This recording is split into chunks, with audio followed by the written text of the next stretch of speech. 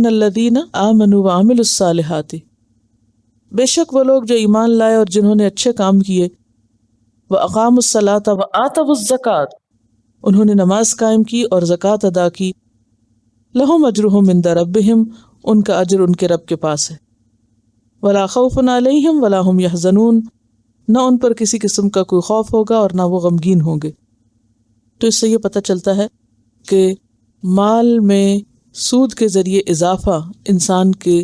اعمال کو درست نہیں کر سکتا، نمبر 2 اس کے خوف اور غم کے لیے نجات کا ذریعہ نہیں بن سکتا۔ یعنی بہت اہم بات ہے یہاں، عموماً انسان سود کیوں لیتا ہے، مال سے مال کیوں بڑھانا چاہتا ہے؟ تاکہ زیادہ سے زیادہ خوشیاں حاصل کر سکے، خوشیاں خرید سکے۔ اب ایک شخص جو سود کے بل پر بظاہر مالدار ہوتا نظر آتا ہے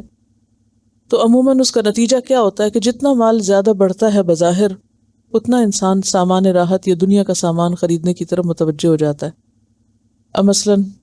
اگر ایک ضرورت کا چھوٹا سا گھر ہے تو اس سے بڑا گھر، اس سے بڑی گاڑی، اس سے بڑی آرام دہ چیزیں، لیکن ایسی تمام چیزوں میں اضافے کے باوجود بھی انسان سکون نہیں پا سکتا۔ 2 چیزیں ہوتی ہیں، ایک ہے سامان راحت اور ایک ہے راحت یعنی آرام، یعنی ایک ہے آرام اور ایک ہے آرام کا سامان، لگژریز۔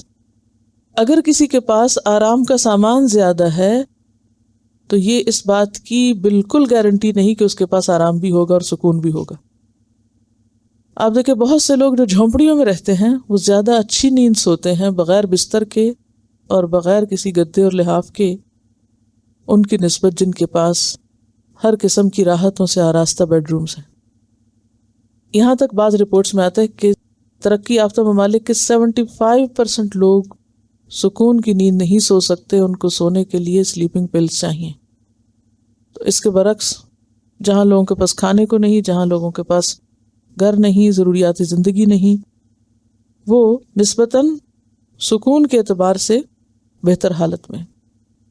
کیونکہ سود کا لین دین معاشرے کے اندر ایک خود غرضی اور بے اعتمادی اور ایک بے چینی کے اثرات اپنے اندر رکھتا ہے۔ اور اس میں آپ دیکھیے کہ بھلے آپ گاڑی کے لیے لون لے رہے ہیں اور اس کی قسطیں آپ کو دینی ہیں یا گھر کی قسطیں آپ کو دینی ہیں، تو انسان جو کچھ کماتا ہے اس کمائی میں اس کو چین نہیں ملتا، ہر وقت ایک خوف، 2 قسطیں بھی نہ دو تو چیز بھی واپس، وہ جو خوف ہے کہ معلوم نہیں کس وقت میں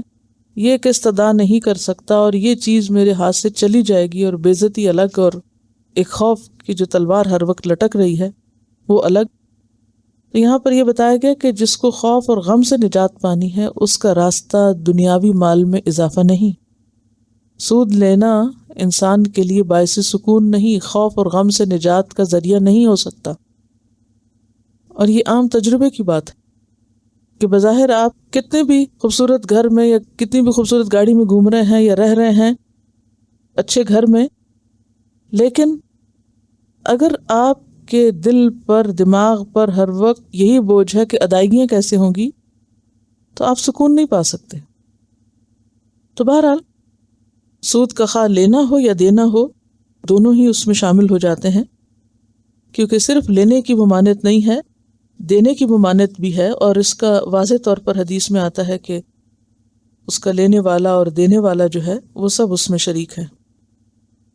سیدنا جابر سے روایت ہے، نبی صلی اللہ علیہ وسلم نے فرمایا،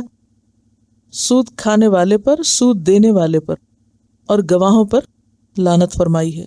اور فرمایا وہ سب برابر ہیں۔ یہ خرابی اتنی کبھی ہے یا یہ عمل اتنا برا ہے کہ اس میں صرف لینے والا ہی برا نہیں، اس میں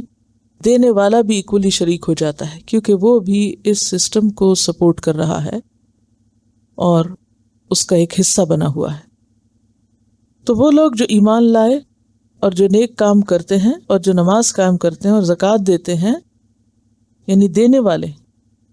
اب اس میں آپ دیکھیے کہ ایک تو ایمان ہے، دوسرے نیکیوں کی طرف رغبت، تیسرے نمازوں کی پابندی، اور چوتھے زکوٰۃ کی ادائیگی، دینا۔ کیونکہ اگر کسی معاشرے کے اندر واقعی ایمانداری کے ساتھ زکوٰۃ دی جانے لگے تو پھر کوئی ضرورت مند نہیں رہے گا، پھر کوئی بھوکا نہیں رہے گا، پھر کوئی فقیر نہیں رہے گا کہ اس کو سود پر قرضہ لینے کی ضرورت محسوس ہو۔ اور جو قوم زکوٰۃ دینے کی عادی ہو، صدقات دینے کی عادی ہو، وہ اس چیز کو برداشت ہی نہیں کر سکتی کہ کسی کو سود پر قرض دے، یا کوئی سود پہ قرض لے رہا ہو